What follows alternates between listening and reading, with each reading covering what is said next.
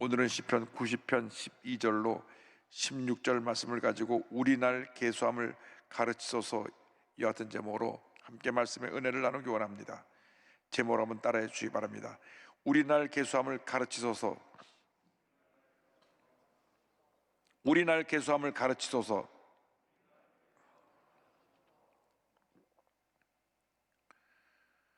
코로나19 바이러스 전염병으로 고통스러웠던 한 해가 저물어 갑니다.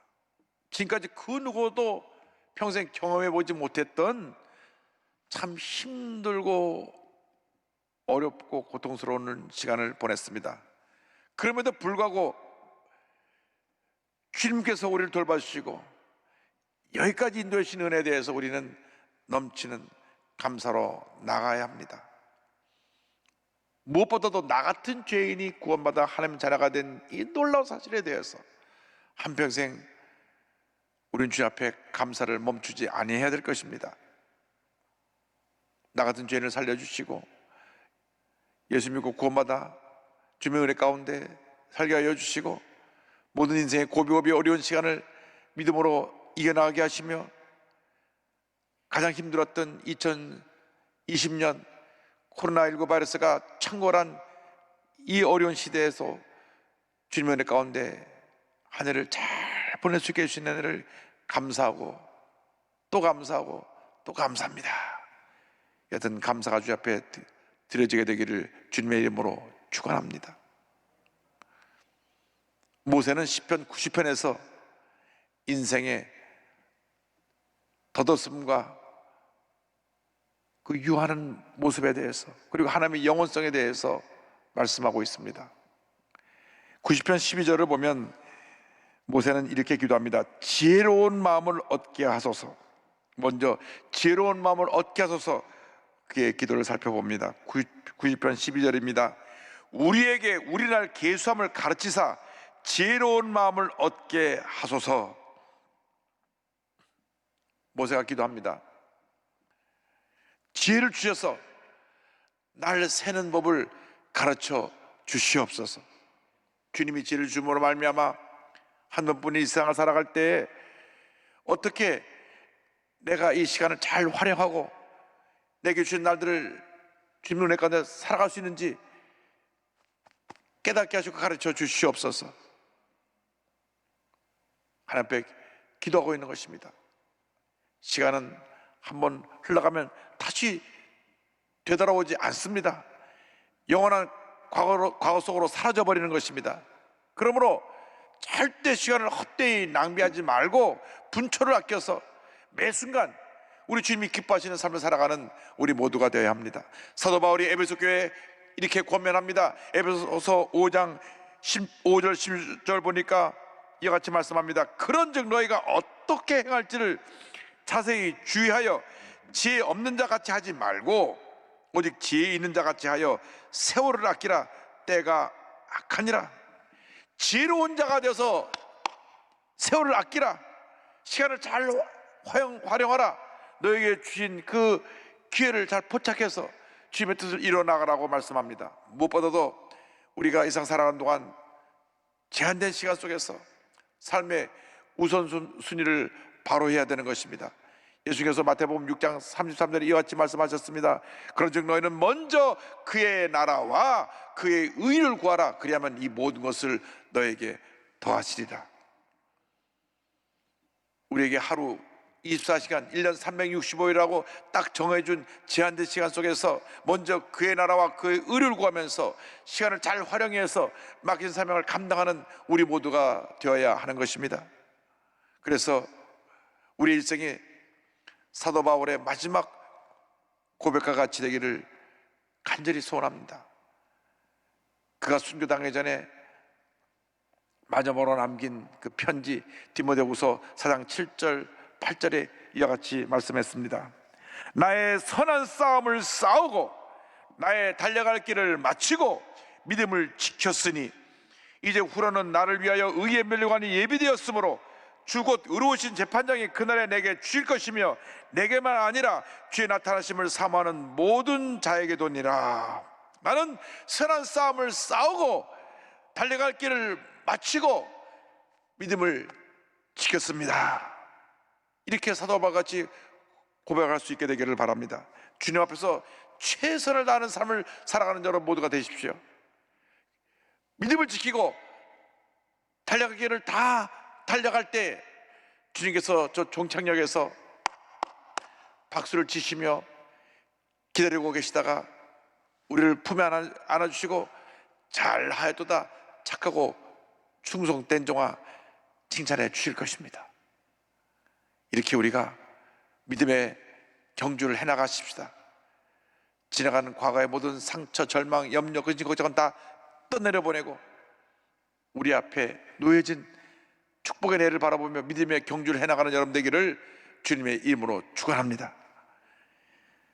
시편 90편 13절에 모세가 이어서 이와 같이 기도합니다. 우리를 불쌍히 여기소서. 둘째로 우리를 불쌍히 여기소서. 이 기도를 함께 생각해 보기 원합니다. 90편 13절입니다. 야훼여 돌아오소서. 언제까지니까 주의 종들을 불쌍히 여기소서. 하나님은 사랑의 하나님이시지만 우리의 죄에 대하여 진노하시는 하나님이신 것입니다. 그러므로 우리가 우리의 죄와 허물을 회개하고 주여 우리를 용서하여 주시고 우리를 불쌍히 여겨 주시옵소서. 우리를 절망 가운데서 구원하여 주시옵소서. 회개의 기도로 주 앞에 나가는 우리 모두가 되어야 합니다. 시편 6편 4절입니다. 야훼여 돌아와 나의 영혼을 건지시며 주의 사랑으로 나를 구원하소서. 우리는 언제나 주 앞에 주의 도우심을 간구하며 부르짖어 기도해야 됩니다. 주님, 나를 불쌍히 여겨주시고 나를 절망 가운데서 건져주시옵소서. 주님이 우리를 불쌍히 보시면 놀라운 기적이 우리에게 임하게 되는 것입니다. 놀라운 은혜가 우리에게 임하게 되는 것입니다.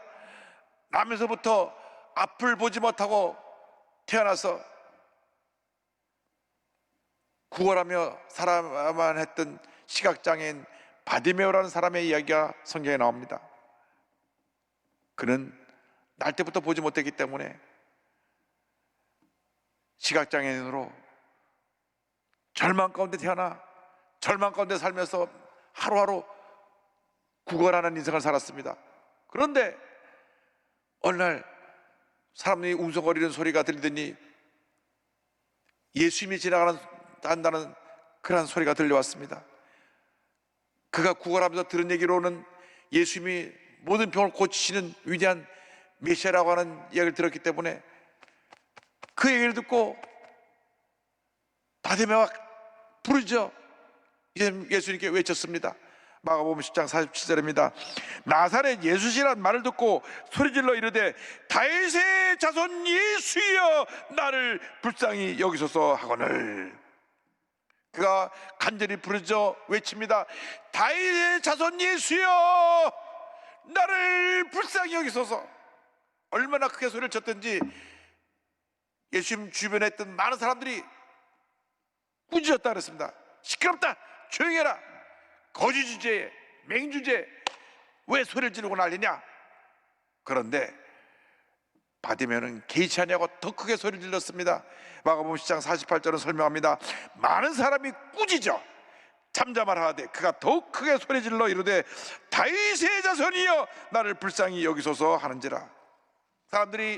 많은 사람들이 꾸짖었습니다. 조용히 해라, 시끄럽다, 선생님 지나가시는데 왜 소리를 지르고 난리냐. 그러나 바디메오는 있는 힘을 다하여 다윗의 자손 예수여 나를 불쌍히 여기소서, 나를 불쌍히 여기소서, 나를 불쌍히 여기소서. 예수님 발걸음을 멈추셨습니다. 그리고 말씀하십니다. 저 사람을 내게로 오게 하라. 그래서 그 얘기가 그에게 전달됩니다. 선생님이 너를 부르신다. 그러니까 이 맹인 바디메오는 그 자리에서 그의 유일한 재산이었던 겉옷을 내던지고 자기를 부르신다는 그쪽으로 향해 달려나갑니다.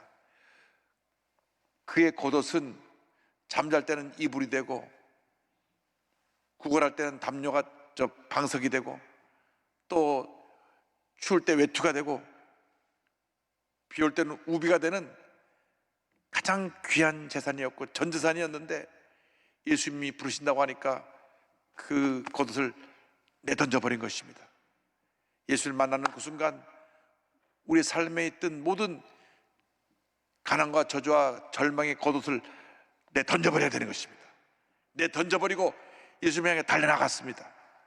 마가복음 10장 50절입니다. 맹인이 겉옷을 내버리고 뛰어 일어나 예수께 나오거늘. 오늘 여러분이 예수를 만나시기 위해서 여러분이 입고 있는 죄의 겉옷을 벗어 버리시기 바랍니다. 절망의 겉옷을 벗어 버리시기 바랍니다. 문제의 겉옷을 벗어 버리시기 바랍니다. 그리고 주님 앞에 달려나가시기 바랍니다. 그때 주님께서 바디메에게 물으십니다. 내가 내게 무엇하여 주기를 원하느냐? 마가복음 10장 51절 52절입니다. 예수께서 말씀하여 이르시되 내게 무엇을 하여 주기를 원하느냐?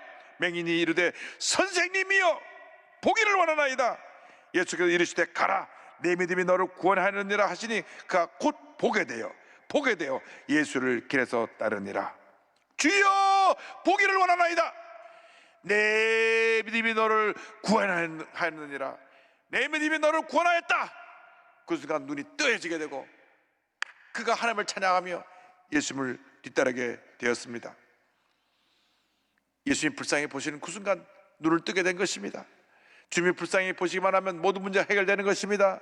어떤 문제와 어떤 고통과 어떤 괴로움이 어떤 질병이 여러분을 둘러싸고 있다고 할지라도 예수님 불쌍히 보시기만 하면 주님께서 그 모든 절망의 겉옷을 벗겨주시고 문제를 해결해 주시고 병을 고쳐주시고 놀라운 은혜와 축복을 넘치게 부어주시는 것입니다.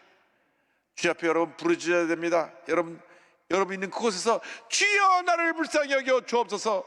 내 몸이 병들어 아픕니다. 주님 나를 불쌍히 여겨 주옵소서. 주님 내가 조그만 가게를 하는데 이제 하루 먹고 살기도 바쁩니다. 가게 문을 닫아야 되고 수입도 없습니다. 주여 나를 불쌍히 여겨소서. 주님이 닫혀진 문을 열어주시고 새로운 희망과 축복을 여러분에게 선물로 주실 것입니다. 부르짖어야 됩니다. 부르짖어야 됩니다. 정규올로 목사님께서 제가 미국에서 베데스다 대학교 인가가 다 끝나고 나니까 저를 부르시더니만 일본 동경에 가서 순복음 동경교회 섬기고 가서 교회를 지어라. 그 말씀 듣고 동경에 가보니 신주쿠에 4층짜리 빌딩을 하나 월세를 들어 교회가 쓰고 있는데 얼마나 동경 물가가 비싼지 월세를 일본말로 야증이라 그러는데 야증 한 달에 야증이 900만 엔. 그러니까 요즘 계산해 보면 한 달 월세가 9천만 원.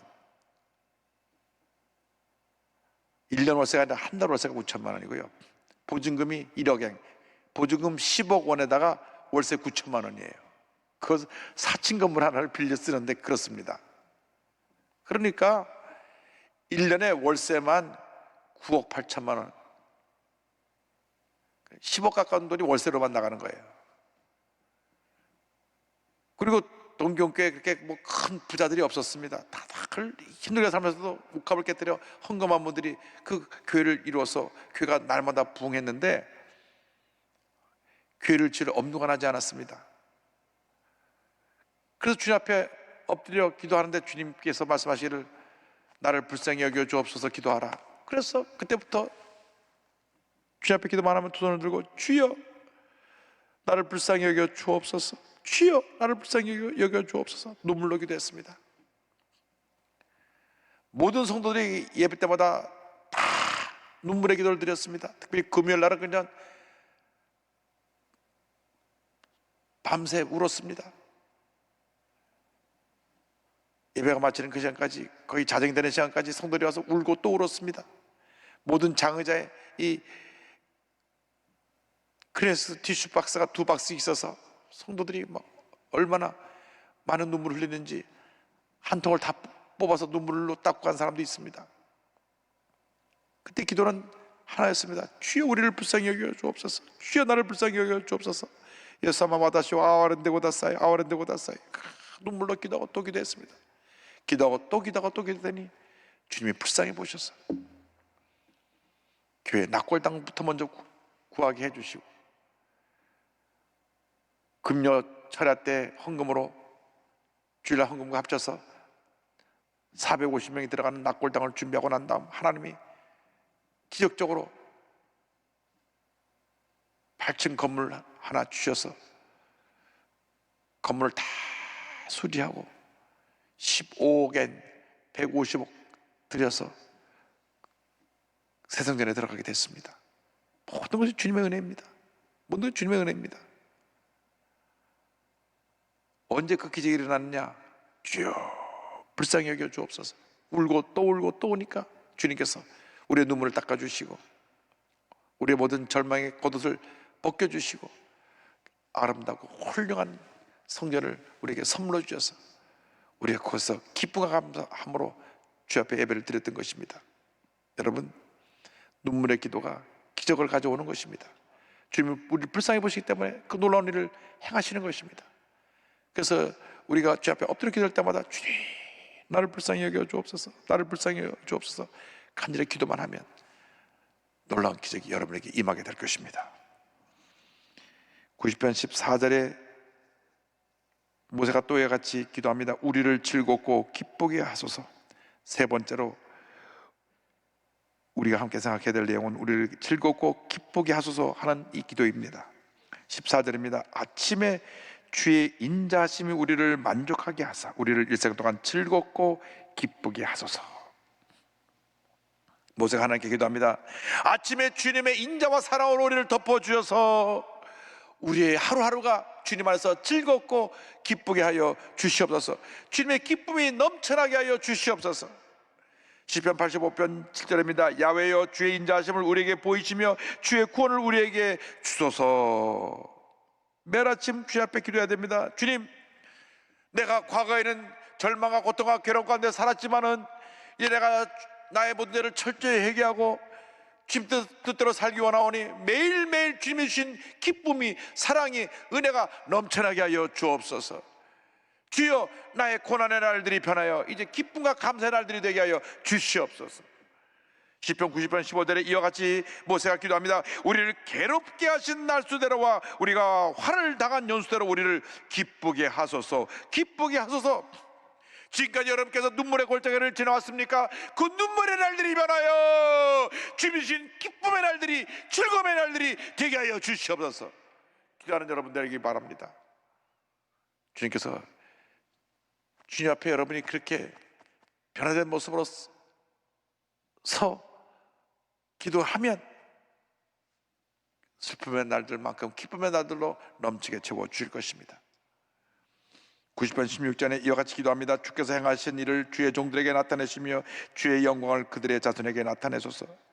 주님께서 할 놀라운 일들을 주의 백성들에게 그리고 자손들에게 나타내 주셔서 주님의 영광만 나타나게 하여 주옵소서. 할렐루야. 여러분, 얼마나 우리가 힘들고 어려운 삶을 살아왔습니까? 근데 주님, 우리에게 주신 위로의 말씀은 내가 이렇게 눈물 흘리고 고통스럽고 산 날들이 이제 하나님의 은혜 가운데 축복의 날, 기쁨의 날로 변화될 것이다. 모세의 기도처럼 우리의 슬픔의 날이 기쁨의 날이 되어서 우리의 남은 여생이 주님 앞에 영광 돌리는 날이 되게 하여 주시옵소서. 모든 것 다 주님께 맡기고 믿음으로 전진해 나아가길 바랍니다. 과거의 상처, 근심, 염려, 고통, 괴로움 모든 것 다 이제 내던져 버리고 주여, 이제 나의 슬픔의 날들이 변하여 기쁨의 날들로 바뀌어져서 나의 남은 여생 하나님 영광에 살게 하여 주옵소서. 여러분 마음속에 이 같은 삶의 전환점이 되는 그런 축복의 메시지가 되기를 바랍니다. 오늘이 그 축복의 날이 되길 바랍니다. 오늘 기점으로 나의 인생이 변하여 슬픔이 변하여 기쁨이 되고 고통이 변하여 즐거움이 되고 환난이 변하여 축복으로 바뀌는 그런 은혜가 임하게 하여 주시옵소서. 예수님 안에서 우리 삶이 변화되어질 때 그 같은 은혜가 축복이 임하는 것입니다.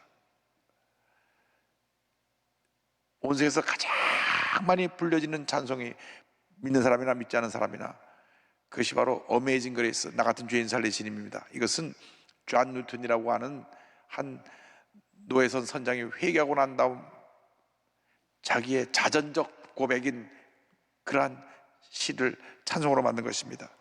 존 뉴턴은 독실한 크리스찬인 어머니 밑에서 태어나 자랐는데 아버님은 배 선장이었습니다. 그런데 이 어머니가 6살 때 세상을 떠납니다. 그래서 이제 계모 밑에서 자라나는데 그 삶이 불행했던지 모릅니다.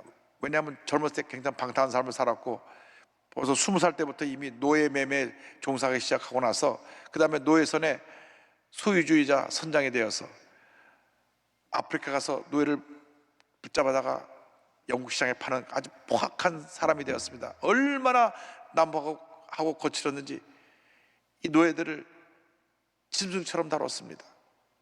이러한 뉴턴이 어느 날 아프리카에서 노예들을 붙잡아다가 영국으로 오는 길에 아틀란타 해를 지나가면서 큰 폭풍을 만나게 되는데 10하루 동안 폭풍과 싸워야 했습니다. 배가 하늘 높이 쏟아졌다 떨어지고 막 뒤집히기 직전이고 막 이런 것이 10하루가 계속 되어졌을 때 이제 내가 이제 죽는구나. 여태까지 이런 큰 풍랑을 만난 적이 없는데, 그런데 10하루째 되는 1748년 5월 10일 그때 신앙심이 없던 그가 어머니의 기도가 생각났습니다. 늘 자기에서 기도해준 어머니의 기도가 생각나서 무릎 꿇고 기도합니다.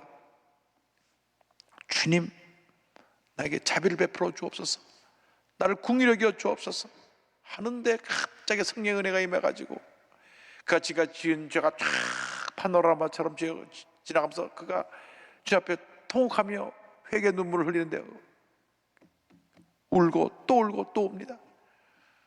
기록을 보면 밖에 내리는 폭풍보다 안에서 흘리는 눈물이 더 많았다 할 정도로 그렇게 회개 눈물을 흘렸습니다.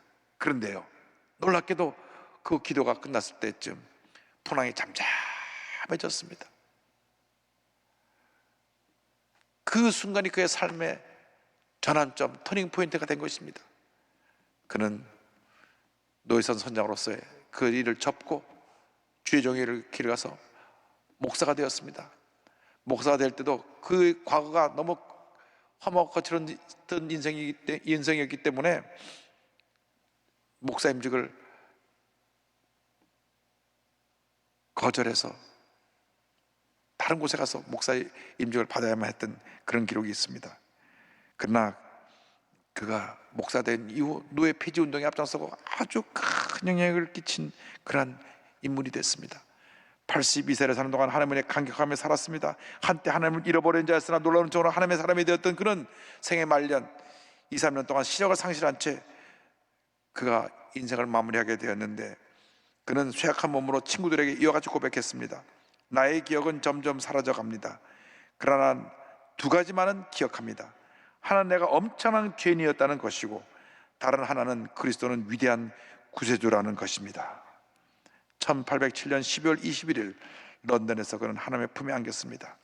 노예선의 키를 잡고 하나님의 품을 떠났던 그가 구원의 방주에 몸을 싣고 말씀의 키를 잡은 채 하나님의 집으로 돌아간 것입니다. 그의 자전적인 시가 찬송이 되었습니다. 이 찬송의 고백처럼 여러분의 남은 여생이 주님 안에서 복되고 귀한 삶이 되어서 장차 주님 앞에 설 때 잘하고 충성된 종아, 착하고 충성된 종아 잘하였도다 칭찬받는 여러분 모두가 되기를 주님의 이름으로 축원합니다.